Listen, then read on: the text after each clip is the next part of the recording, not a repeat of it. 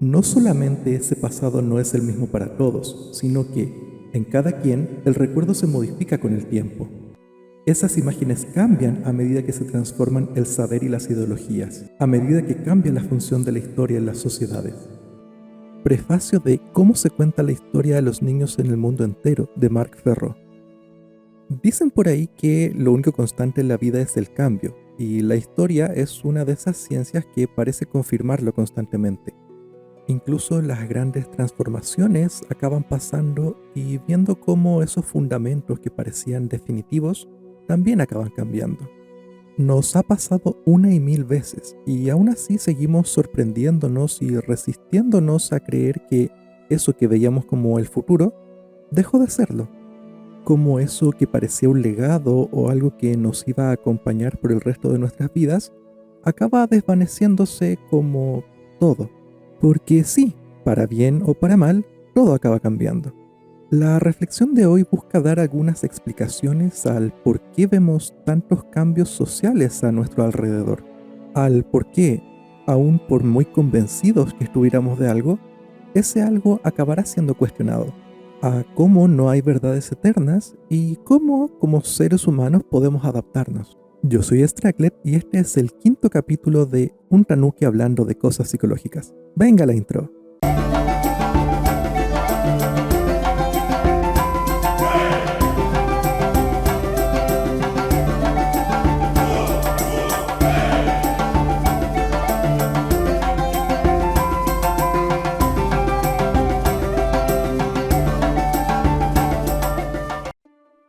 Probablemente en algún momento de las últimas semanas hayamos visto alguna noticia que hable sobre cómo la tendencia política dentro de América Latina ha cambiado.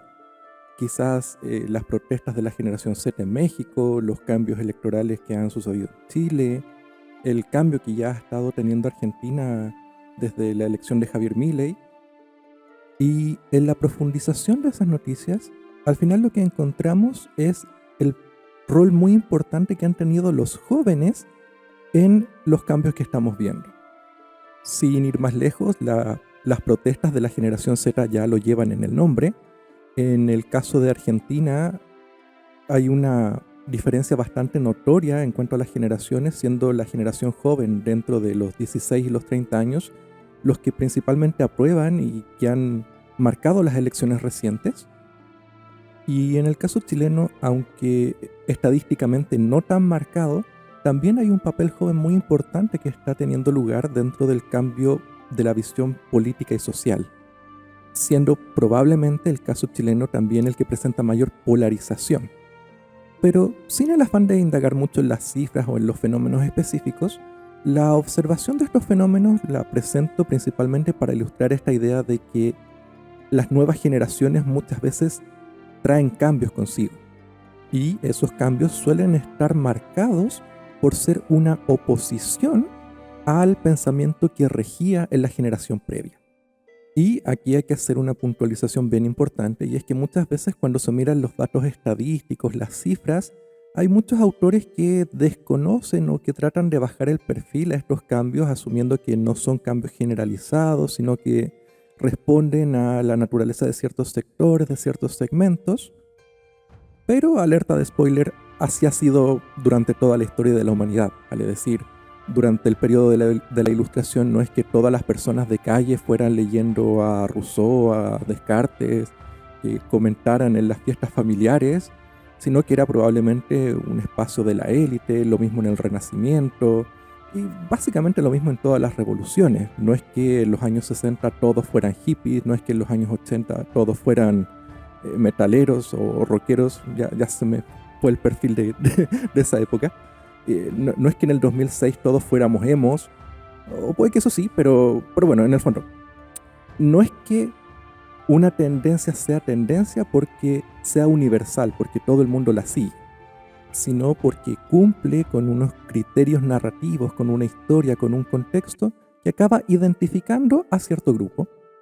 Y la razón que hoy nos convoca aquí es el analizar por qué esa identificación del nuevo grupo parece oponerse a la descripción o la identificación del grupo anterior. A nivel político en Latinoamérica tenemos muchos ejemplos, o sea, países que estuvieron regidos durante unos 20 años por sectores de derecha, luego giran a la izquierda, son gobernados por la izquierda otros 20 años, luego vuelven a girar a la derecha y así, si se mira el ciclo, parece estar como esa regla de los 20 años gobierna uno, 20 años gobierna otro, excepto en algunos casos en donde cierto sector se ha perpetuado muchas veces de formas antidemocráticas. Pero, ¿por qué pasa esto? ¿Por qué hijos o nietos de familias históricamente más de izquierda acaban abrazando perfiles valóricos más conservadores, ideas más liberales, en tanto y viceversa, los hijos o nietos de familias de derechas acaban abrazando ideas más progresistas, o también en lo que tiene que ver con el aspecto religioso? ¿Por qué muchos de los nuevos creyentes son hijos o son nietos de familias históricamente ateas o desapegadas de la religión? Y viceversa, ¿por qué muchos nuevos ateos son el resultado de familias profundamente tradicionales y muy creyentes? Y aunque la respuesta tiene muchos matices, precisamente por esto que mencionaba antes, de que no son fenómenos generalizados, sino que responden a unas circunstancias situadas pues, en la historia de cada una de las personas, a grandes rasgos sí que podemos observar patrones, y el más importante tiene que ver con que, como seres humanos, si hay algo que detestamos, es que nos digan qué creer o qué pensar. Estamos programados, por así decirlo, para siempre buscar y defender nuestra libertad. Esto es lo que a nivel de psicología social se denomina reactancia psicológica. Y es un fenómeno que suele estar muy aprovechado en el marketing, sobre todo en estas campañas que te dicen: esto es lo que las grandes élites no quieren que sepas, o los detalles ocultos detrás de tal fenómeno. También en estos titulares que dicen lo que la ciencia ha revelado respecto a esa idea del revelado, de algo que estaba oculto, apela a esta idea de que queremos ser libres, que queremos acceder libremente al conocimiento. Y también, y aunque no está tan ligado a esto que estamos hablando, pero también es importante saberlo, estas campañas que te dicen últimas unidades o solo por pocas horas, a pesar de que la campaña probablemente se acabe extendiendo más, o a pesar de que probablemente la bodega esté llena de ese producto, también apela a la reactancia, a esta idea de que perdamos la libertad de poder acceder a algo, nos convoca a hacer esfuerzos para preservar esa libertad, que en este caso sería comprar.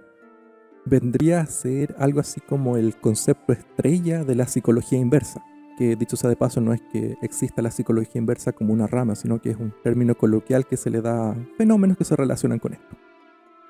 Pero bueno, para no alargarme mucho más con esto, ¿qué es lo que predice la reactancia psicológica en la conducta humana?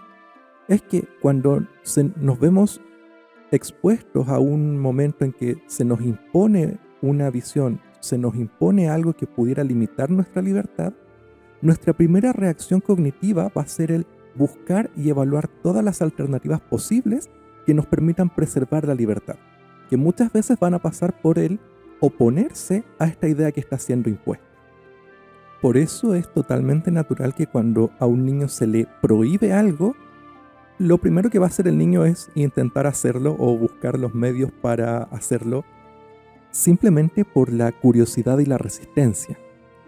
Por eso es que nos tiene que quedar muy claros que como seres humanos, cada vez que nos enfrentemos a una idea imperante, a algo que se maneja a nivel hegemónico, la principal reacción que vamos a tener es buscar caminos alternativos. Si no, pregúntenle a Disney, que cuando quiso imponer una cierta visión cultural sobre su producción, las ventas se le fueron pues un poquito al pozo.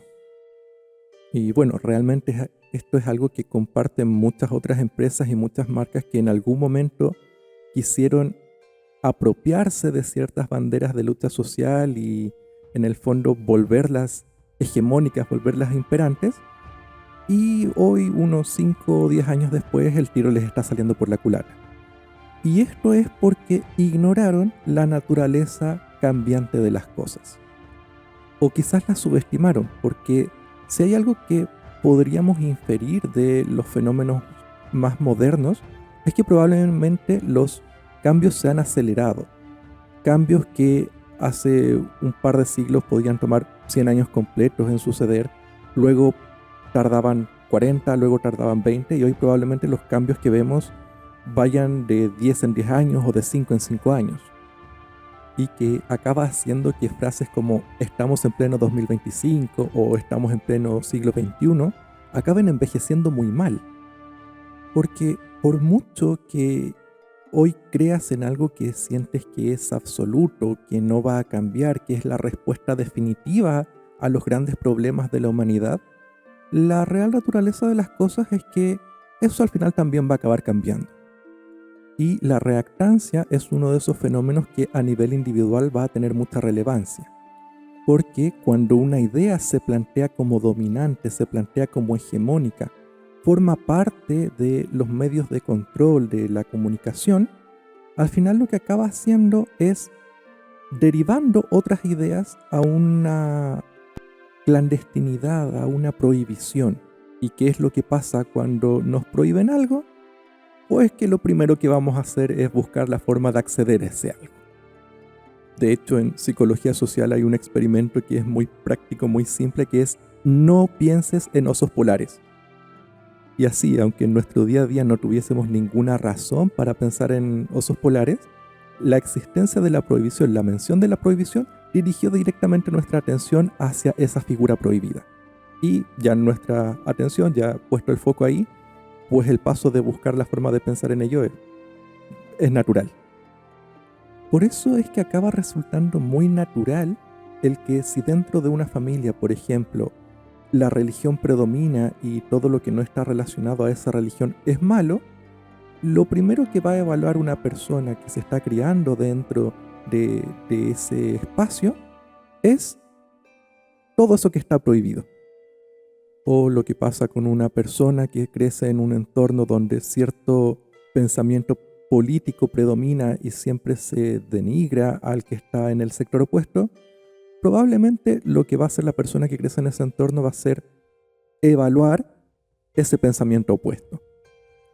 Porque incluso si hubiesen formas objetivas de medir que una idea sea mejor que otra, que sea más beneficiosa que otras, nuestra naturaleza como seres humanos en esta búsqueda de la libertad nos va a guiar a definir nuestra propia identidad, que sea distinta a lo que nos entrega el entorno.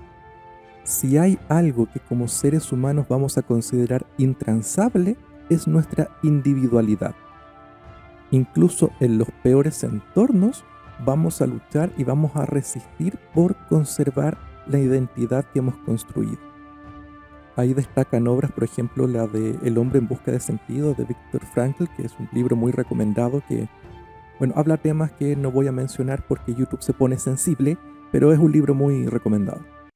Y sí, ya que estamos en el tema, probablemente todas estas prohibiciones que vemos actualmente en redes sociales de no poder mencionar ciertas palabras, de no poder hablar de ciertos temas sin acabar con una sanción explícita o implícita, lo que van a acarrear en el largo plazo es el resurgimiento de muchas ideas que, bueno, si algo tienen que entender los promotores de cualquier idea o ideología, es que la censura es la peor de todas las alternativas. Y es a donde apunta esta cita que menciono en la introducción de este video, que tiene que ver más con el aspecto histórico. Porque el dominio de ciertas ideas va a estar siempre marcado por el dominio de relatos, por la dominancia sobre cómo se cuentan ciertas historias. Y el fenómeno inequívoco que va a suceder cuando se impone una visión de la historia es que otras visiones van a crecer en forma paralela dentro del subsuelo social. Y cuando el esquema de poder que sustenta esa imperancia de un relato histórico que lo ha impuesto se debilite, acabe perdiendo su poder, pues lo que va a hacer es que todos estos relatos del subsuelo van a emerger.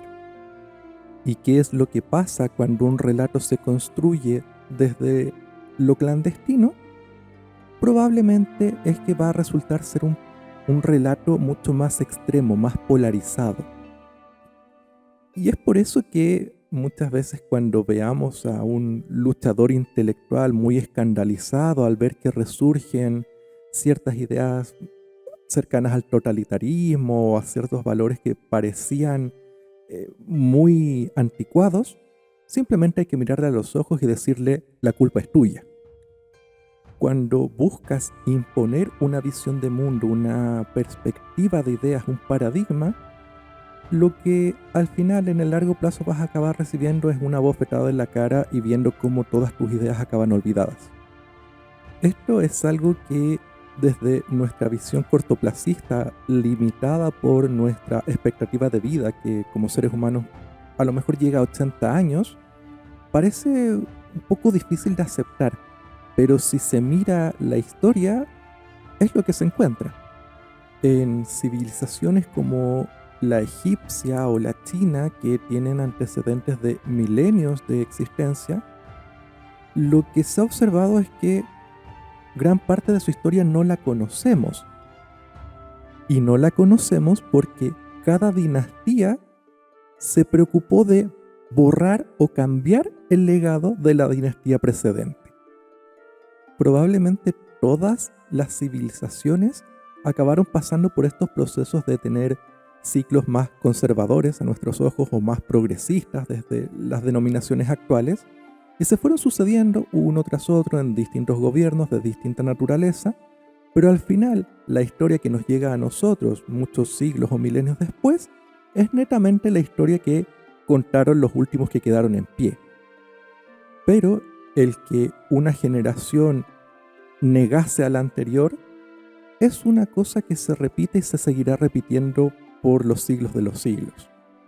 Y esto podemos relacionarlo con uno de los conceptos más importantes y fruto de uno de los últimos grandes filósofos que ha conocido nuestra humanidad, que fue Hegel, que tiene que ver con la dialéctica. Y la dialéctica básicamente lo que describe es que ante una tesis, digamos una idea, le sucede naturalmente una antítesis, que viene a ser una idea que se opone a esa idea inicial. Y de esa oposición acaban haciendo una síntesis que se vuelve una nueva tesis, una nueva idea imperante, a la que se le volverá a oponer una antítesis, y así una nueva síntesis, y así sucesivamente hasta el final de los tiempos. Y esto, como parte de un sistema filosófico, es algo que se aplica a básicamente todo lo que existe en el mundo. Entre ello, la historia, que en este caso esto de que dentro de una civilización, una dinastía negase a la anterior, responde a esta naturaleza de la dialéctica histórica. Por eso es que, y ya para ir cerrando esta primera parte, este fenómeno de observar que las nuevas generaciones acaban cambiando el pensamiento de la generación precedente y se acaba volviendo dominante, no es algo nuevo, no es algo sorpresivo, es algo que nos viene pasando y nos va a seguir pasando mientras seamos humanidad. Y lo más importante que tenemos que rescatar de ello es la humildad de saber que todo fenómeno, que toda moda, que toda tendencia va a ser pasajera. Tenemos que escuchar ese sabio consejo del abuelo Simpson que nos decía que antes él estaba en la onda, pero luego cambiaron la onda y su onda ya no era la onda, y te va a pasar a ti, me va a pasar a mí. No hay éxito ni fracaso que dure para siempre. Y la clave como seres humanos es el aprender a adaptarnos a estos cambios, el saber que van a suceder, el no aferrarnos a una idea que creíamos inamovible y sufrir las consecuencias de ver cómo el resto comienza a pensar distinto. Y esto es algo que, si somos parte de esta generación más conectada a Internet, ya habremos visto varias veces. Si somos más de la vieja escuela, probablemente hayamos estado en esos inicios de Facebook donde parecía que Facebook iba a vivir para siempre, que iba a ser la red social definitiva, que íbamos a cumplir 40 años e íbamos a seguir haciendo estos posts larguísimos y jugando al Pet Society. Pero no. Ahora que TikTok y el formato corto es la nueva moda, también pareciera estar dejando esa impresión de que este es el formato definitivo, que ahora todo va a tender hacia esto, que va a generar un cambio cultural sin precedentes, pero probablemente la realidad es que va a morir igual como murió Facebook. Y probablemente sucederá que estos nuevos e innovadores proyectos de películas cinematográficas en formato vertical van a acabar ahí muriendo olvidadas junto con esas grandes experiencias dentro del metaverso de Meta, cuya gran innovación ha sido ponerle piernas a un avatar. Durante los últimos 10 años aproximadamente hemos tenido unas 5 o 6 tecnologías que iban a ser el futuro revolucionario, el VR, el blockchain, el metaverso, esto del formato vertical, el streaming, el juego en cloud. Todo se planteaba como esa respuesta definitiva, como eso que lo iba a cambiar todo. Ahora la inteligencia artificial está en esa burbuja diciendo que va a ser la gran revolución que va a cambiar toda nuestra forma de afrontar la vida, pero ahí está la dialéctica esperando su momento para dar esa bofetada y ver cómo todo se cae. Que no quiere decir que Facebook desaparecerá, que TikTok desaparecerá, que la IA desaparecerá, que al final que no vayan a marcar algún cambio que sea recordado, pero muy probablemente no va a ser ese cambio que se esperaba. Todo va a acabar cambiando. ¿Y qué es lo que podemos hacer nosotros para estar preparados frente a estos cambios? Pues el aprender a convivir con distintas verdades, con distintas historias que cuando llegue ese momento en que esta verdad imperante que ha sido impuesta se derrumbe, porque todas acaban derrumbándose, no nos peguemos el balconazo tan duro como se lo pegaría a alguien que abraza esta idea férreamente. Tomemos como un ejemplo sencillo la literatura, que es algo que va pasando también por varios ciclos, por varias modas que quizás no afectan tanto a la sociedad, pero sí cuando se está dentro de un entorno, uno llega a notar. Hace unos 20 años, en el apogeo de Harry Potter, luego cuando salió Eragon, distintas sagas, probablemente todo estaba más orientado hacia la fantasía, luego empezaron a aparecer los romances juveniles, luego las distopías, y así fuimos avanzando hasta un mundo actual en que veo, y yo soy parte también de la gente que se queja de cómo el dark romance y esta forma tóxica se ha esparcido y está dominando actualmente la literatura, al final acaba formando ciclos y tenemos que tener claro que nos guste o no nos guste lo que está sucediendo actualmente, tenemos que tener claro que va a llegar un punto en que va a cambiar. Y hacia dónde va a cambiar, eso es algo que no sabemos, pero sí que es algo que podemos explorar y para lo que podemos estar preparados. Y no es que si quieres ser escritor ahora obligatoriamente tengas que escribir dark romance o si quieres formar parte de una comunidad de lectores tengas que leer en particular este tipo de historias, sino eso, el saber que se convive en una diversidad, que a pesar de que haya una tendencia que marque una cierta orientación hacia cierto género, esa tendencia va a acabar pasando.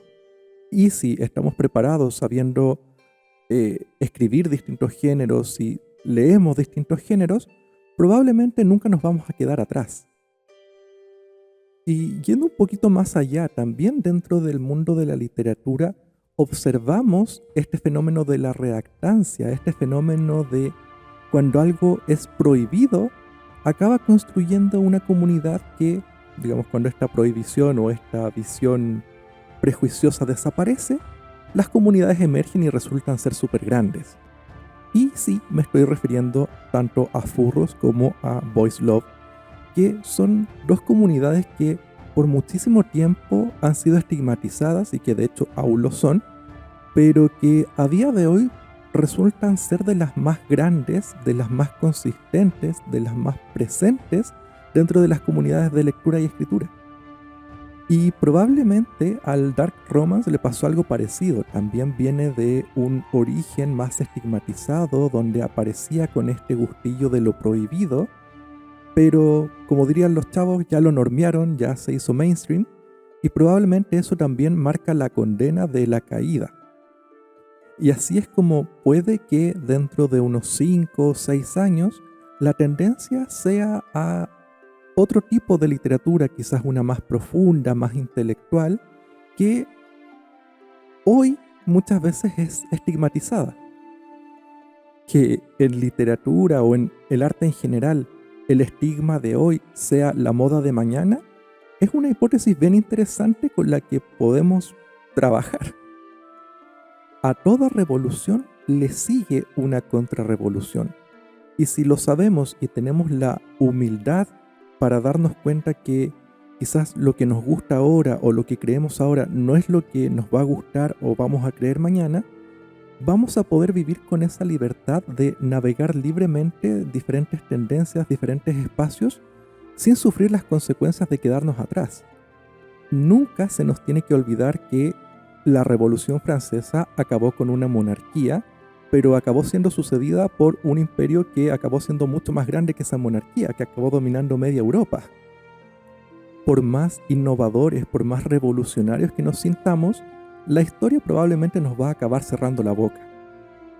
Ayer pudiste decir, jaja, mira ese furro, y hoy ahí estás con el juego de las caballas muy emocionado porque Megiro McQueen al fin alcanzó los 13.000 puntos. La vida da muchas vueltas y no por eso tenemos que sentir que es el fin o el principio del mundo. Y ya para ir cerrando y pasando a una parte de este consejo psicológico un poquito más práctico que me gusta dejar de vez en cuando, me parece interesante el abordar el cómo este fenómeno, esta dialéctica de una generación que niega a la otra, cómo esta reactancia se presenta en la cotidianidad, en lo más normal, en lo común de la crianza y la educación.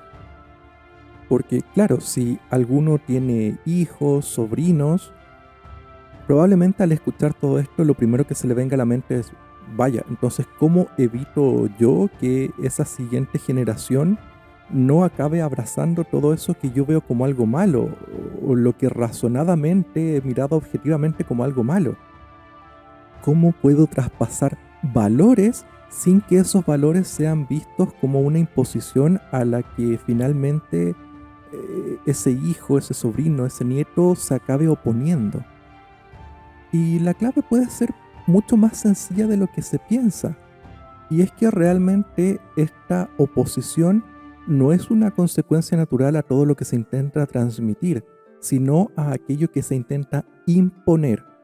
Por tanto, la respuesta es, si quieres transmitir algo, no busques transmitir un relato único, sino que intenta transmitir en libertad.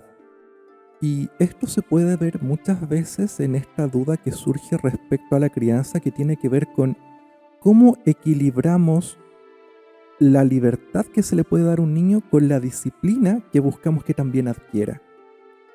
Y la principal clave está en que libertad y disciplina no son opuestos. De hecho, son parte de una misma cosa. Son parte de la capacidad que una persona tiene de tomar decisiones. La disciplina no es seguir una instrucción, seguir una norma, es elegir seguir esa norma. Si no, la disciplina sería adiestramiento. Si lo que quieres es que tu hijo siga ciegamente instrucciones, que respete ciegamente normas, quizás lo mejor que tendrías que hacer es cambiar a ese hijo por un perrito, que probablemente también te va a sacar dolores de cabeza, pero no tantos. Y es que la educación pasa por nuestra capacidad de presentar diferentes opciones y el guiar, el orientar, el que el niño descubra cuál de esas opciones es mejor para él. Algo que nos tenemos que quitar de la cabeza, pero total y absolutamente, es esta idea de, es un niño, no lo va a entender. Porque sí, puede que no lo entienda de la misma forma que un adulto, puede que para que lo entienda se le tenga que explicar de otra forma, pero de que lo puede entender, lo puede entender. Ya pasará por nosotros el ser capaces de transmitirlo en un lenguaje, en una forma que él sea capaz de captar. Volviendo un poquito al contenido del capítulo anterior, que hablábamos sobre cómo el reconocimiento emocional y la capacidad de empatía aportaban al aprendizaje dentro del entorno escolar, aportaban a este fenómeno de captar y convertir la información en significados. esa misma es la clave de la educación en casa. Si ayudo a un niño a que aprenda a reconocer lo que siente y aprenda a reconocer lo que sienten los demás, le va a ser súper fácil el entender lo bueno y lo malo. Probablemente por un tema de etapas del desarrollo cognitivo, que, bueno, cuando el cerebro no está totalmente desarrollado no somos capaces de entender conceptos abstractos, pero, bueno, probablemente a un niño, si le explicamos esta idea de la dialéctica como fenómeno del mundo, no va a lograr captarla, pero sí si le explicamos que probablemente lo que a él le gusta hoy no le va a gustar mañana, o que lo que opina la persona con la que está conversando quizás no es lo que va a opinar dentro de una semana, sí llegue a entenderlo. Y si lo guiamos en ese autodescubrimiento, le va a ser mucho más fácil. Y por ejemplo, a nivel de anécdota personal, a mí de niño no me gustaba el choclo, el maíz.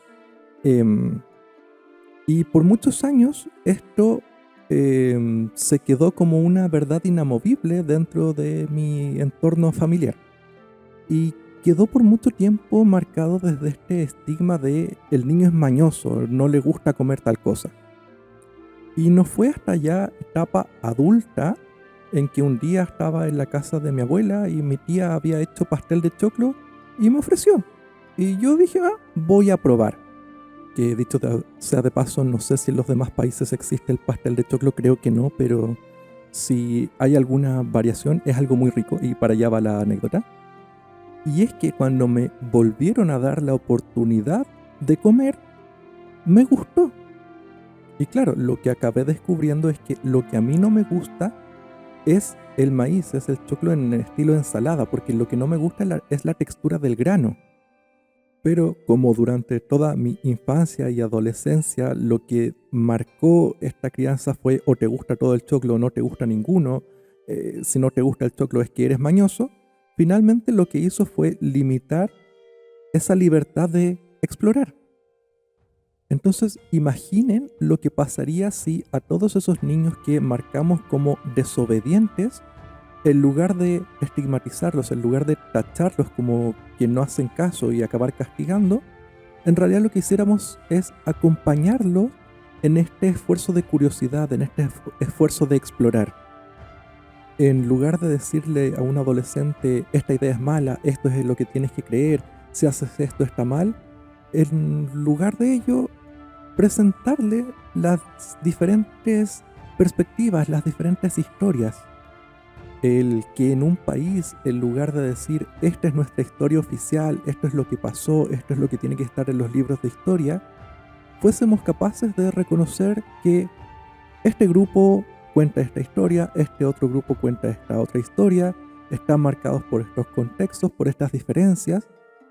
Ahora forma tu propia opinión, que vaya, creo yo es lo que debiese ser una clase de historia. Imaginen lo que pasaría si en lugar de discutir por quién tiene la razón, en lugar de tratar de controlar un relato imperante, el que todos fuésemos capaces de defender el que muchas historias o muchas perspectivas puedan convivir. Probablemente en el largo plazo nuevamente la historia se verá negada a sí misma, incluso aunque nos esforcemos por convivir relatos, acabará apareciendo uno que se imponga y que acabe borrando todo el pasado, pero puede que, al menos nosotros que lo intentamos, hayamos tenido una vida mejor. Puede que al final hayamos logrado crear entornos menos polarizados donde las siguientes generaciones puedan elegir mucho más libremente qué es lo que creen. Ya entra en el espacio del ideal y la verdad es que no se me ocurren como formas concretas de alcanzarlo, pero personalmente este Tanuki cree que es posible.